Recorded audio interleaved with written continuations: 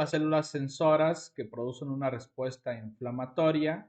en lo cual, por ejemplo, podemos decir, bueno, están los macrófagos atacando a las bacterias y tratar de fagocitarlas para destruirlas, pero estas mismas van a liberar lo que son las citocinas y las quimiosinas, donde vendrá el proceso inflamatorio, ayudará a lo que es a la vasodilatación y el incremento de la permeabilidad vascular. Esto prácticamente es lo que causa el enrojecimiento, una sensación de calor y también pues obviamente va a aumentar la temperatura, y esto es para poder llamar a otras células al sitio de infección para que se pueda atacar y reforzar. Esto va a provocar que haya la migración de estas células, pero que también el hecho de que estén migrando las células, pasando el tejido epitelial del sistema circulatorio o vascular, pues esto es lo que puede llegar a provocar lo que es la sensación de malestar general o de dolor en el cuerpo. Tenemos también a las células linfoides innatas y las NK o Natural Killer, que prácticamente ellas solo están capacitadas para poder matar a algunas células que están infectadas con los virus, pero también a algunas células tumorales. Tenemos a los linfocitos, que prácticamente son los importantes de la inmunidad adaptativa, que estos se pueden llegar a dividir en dos tipos de linfocitos principalmente, como son los linfocitos B o células B, que también los podemos llamar, y linfocitos T o células T. Pues obviamente estos llegan a expresar distintos tipos de receptores, de antígenos, y tienen funciones muy diferentes en el sistema inmunológico, que esto fue descubierto alrededor de 1960. Los linfocitos llegan a manifestar poca actividad funcional realmente hasta que se encuentran con un antígeno específico que interactúa con los receptores que están en la superficie celular, y aunque muchos de ellos no han sido activados, o cuando no son activados, a estos se les conoce como linfocitos nativos. Y bueno, podemos tener los diferentes tipos de receptores que tienen los linfocitos, eh, que de alguna manera los hace diferenciarse. Podemos tener los receptores de las células B, pero tenemos también los receptores de las células T. Algunos, por ejemplo, en los linfocitos B, que van a estar anclados a la membrana y que no son sueltos hacia el sistema circulatorio, y que obviamente muchos de ellos los conoceremos como los anticuerpos,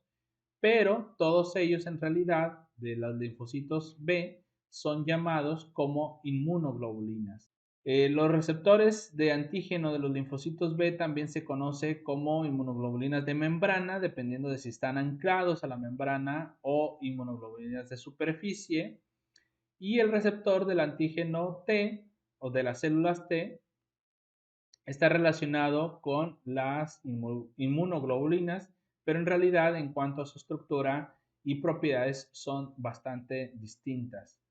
Después de que el antígeno se une al receptor de las células B, el linfocito B prolifera y se va a diferenciar en células plasmáticas, que son las que van a producir prácticamente los anticuerpos.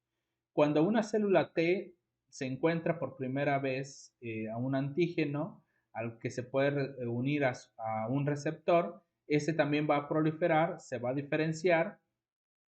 en uno de varios tipos funcionales de linfocitos T efectoras, que pueden ser desde los helper o los ayudadores, pero también están los citotóxicos, los cuales va a ayudar también a la destrucción de los microorganismos.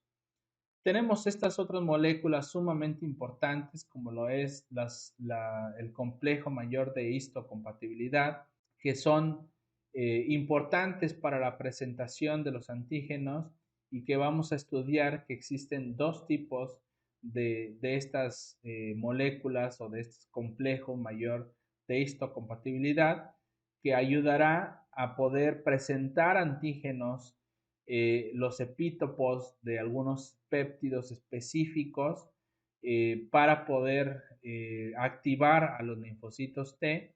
y poder también ayudar en la proliferación de las células. Bueno, hablando de los linfocitos y prácticamente de todos los tejidos linfoides que existen, prácticamente es muy importante conocer los diferentes sitios que pueden estar estas células, ya que andan circulando en la sangre o en la linfa para poder migrar, para poder llegar al sitio de infección, a donde se va a hacer la presentación de los antígenos para la activación de estas células. Y los órganos linfoides se han clasificado en dos tipos, que vamos a decir los órganos linfoides centrales, o que también pueden ser llamados como primarios, que es donde se generan los linfocitos, pero también tenemos los órganos linfoides periféricos o secundarios, que es donde se mantienen ahí los linfocitos ya maduros, pero que todavía no son activos, que vamos a decir son vírgenes, y que es donde se va a iniciar las respuestas de la inmunidad adaptativa. Entonces, los órganos linfoides centrales vendría siendo, número uno, la médula ósea, que pues obviamente lo encontramos dentro de algunos huesos, pero también tendremos que mencionar lo que es el timo, que es un órgano pequeño y que se encuentra en la parte superior del pecho, pero por detrás del corazón. Los órganos linfoides periféricos vendrían siendo los ganglios linfáticos, que los podemos encontrar en diferentes sitios. También está el vaso y otros que son llamados como tejidos linfoides de la mucosa del intestino, el tracto nasal y también respiratorio. Tenemos del tracto urogenital y que también podemos mencionar otras mucosas. Entonces, la localización lo podemos observar en esta imagen. Por ejemplo, podemos decir que los tejidos linfoides están pues, de color azul, los periféricos y los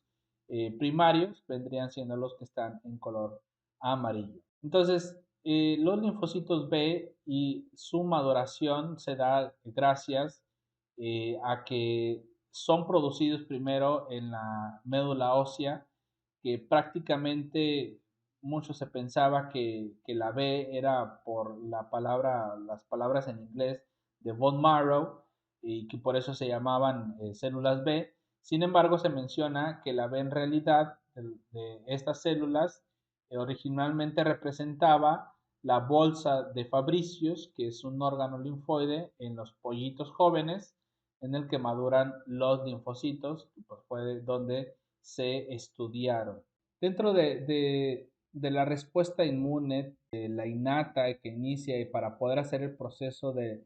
la activación de la inmunidad adaptativa, las células presentadoras de antígeno juegan un rol sumamente importante y que en este momento mencionaremos a las células dendríticas que son interesantes poderlas mencionar, ya que éstas se encuentran en los tejidos periféricos y que cuando estos son prácticamente activados y que tienen ya los antígenos, estos pueden llegar a migrar por los vasos linfáticos hacia algunos nódulos linfoides regionales y que estos van a poder acercarse a las células T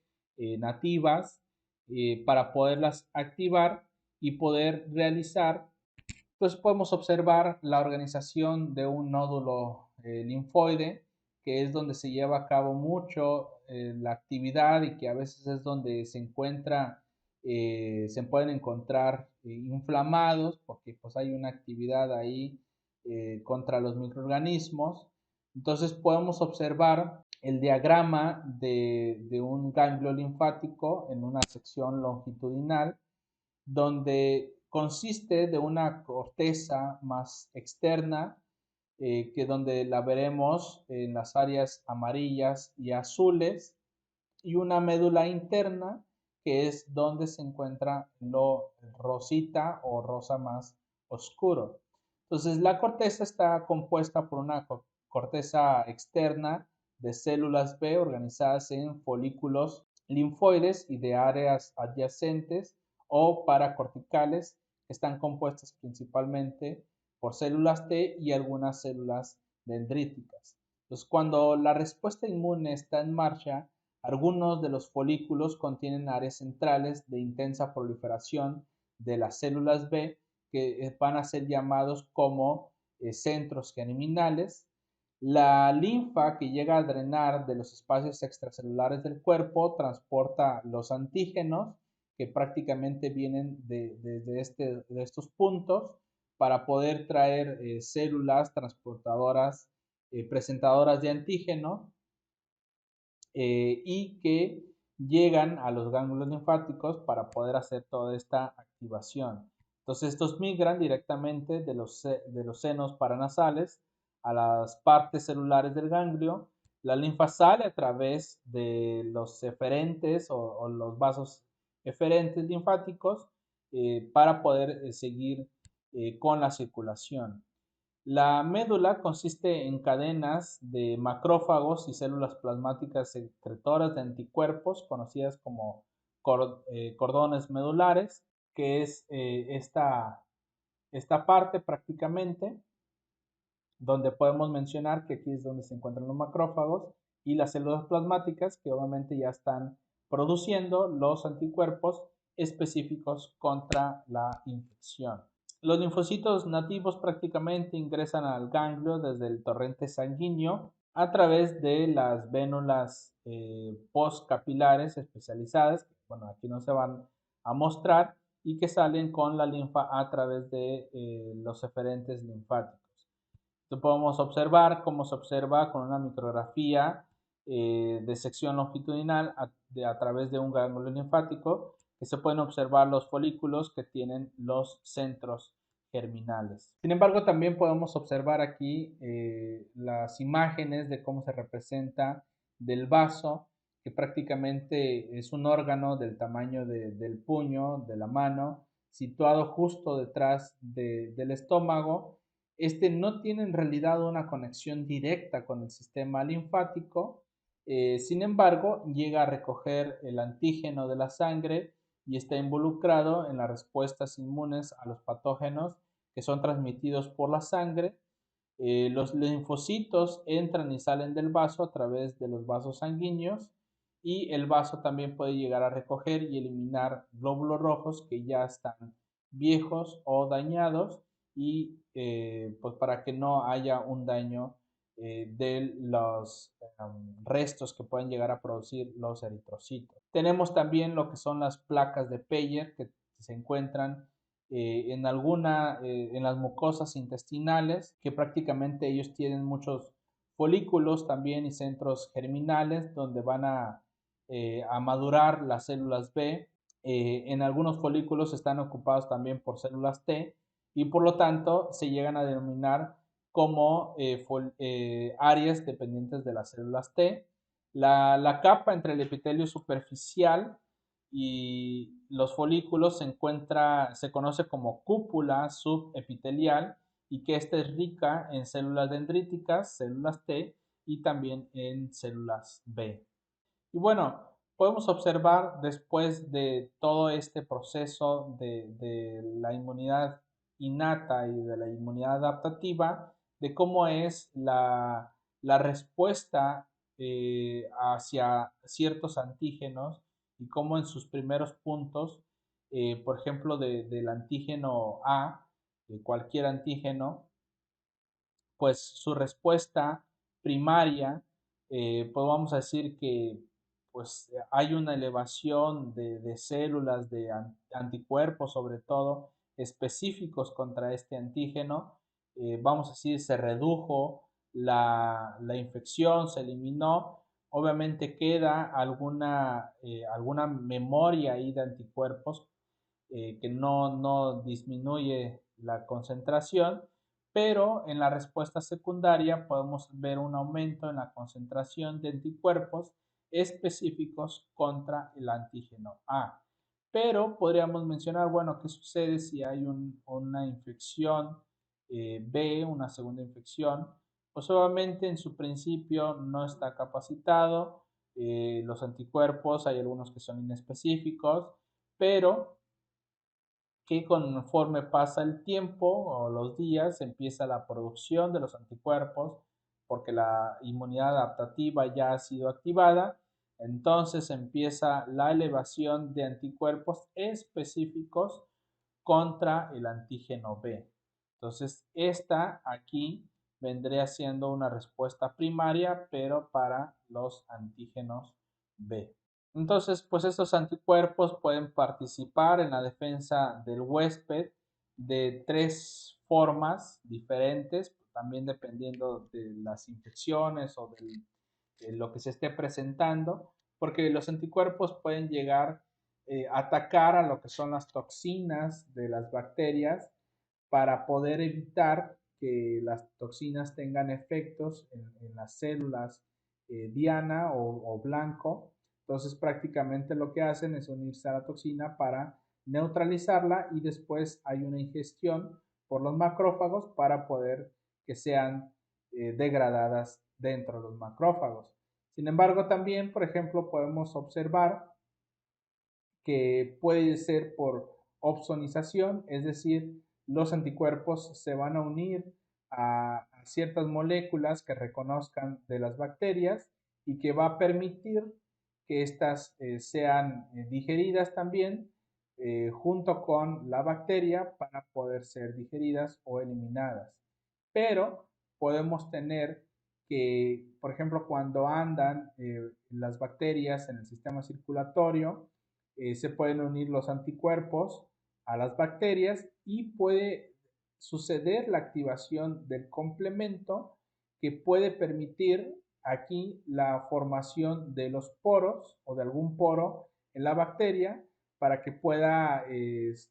pues obviamente destruirse y empezar a salir el interior de la bacteria y pues obviamente esto va a permitir que por el complemento también haya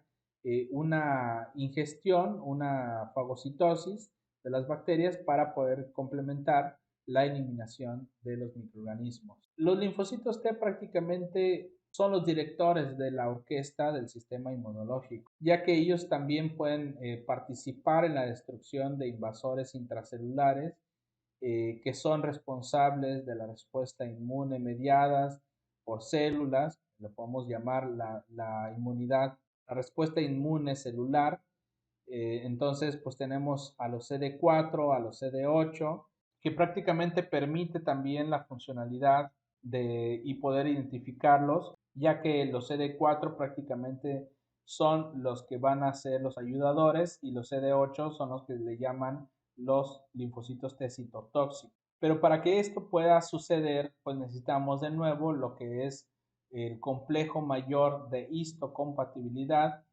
que ayuda a activar a los diferentes tipos de linfocitos T y obviamente dependiendo si es el complejo mayor de histocompatibilidad clase 1, tenemos el de clase 2, que cada uno está capacitado para poder activar a diferentes tipos de linfocitos T. Entonces, esto provoca, por ejemplo, en células que son infectadas por los virus, podemos observar que los virus entran para poder replicarse a grandes escalas y poder seguir infectando otras células, pero antes de que esto termine, la célula infectada puede llegar a captar una parte de la proteína viral y que ésta la une a los complejos de histocompatibilidad, sobre todo de tipo 1, y que lo lleva hacia la superficie celular para poder presentarlo. Entonces, en este caso,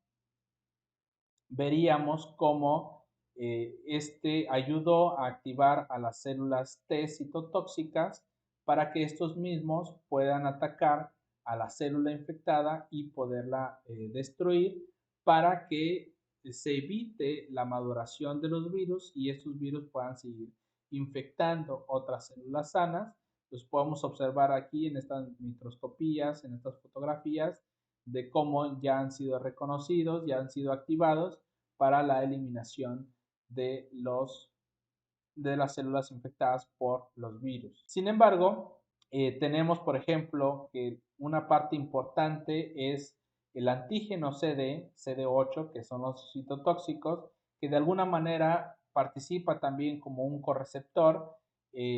para poder hacer la activación y la presentación del antígeno por parte de la célula infectada con el complejo mayor de histocompatibilidad de la clase 1 para que la célula citotóxica pueda eliminar en la producción de algunas moléculas que contienen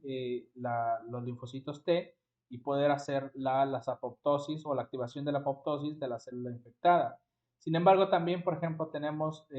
algunas células presentadoras de antígeno, pero con las clases 2 del complejo mayor de histocompatibilidad, en los cuales realmente lo que se van a activar son las células H, que son de la palabra helper, ayudadores. Entonces, al reconocer su antígeno específico, activan a las células TH1 y pueden ayudar también a la activación del macrófago, lo que va a llevar a la destrucción de las bacterias intracelulares. Y entonces, cuando las células T foliculares auxiliares reconocen el antígeno en las células B, que lo estamos observando van a producir a los anticuerpos.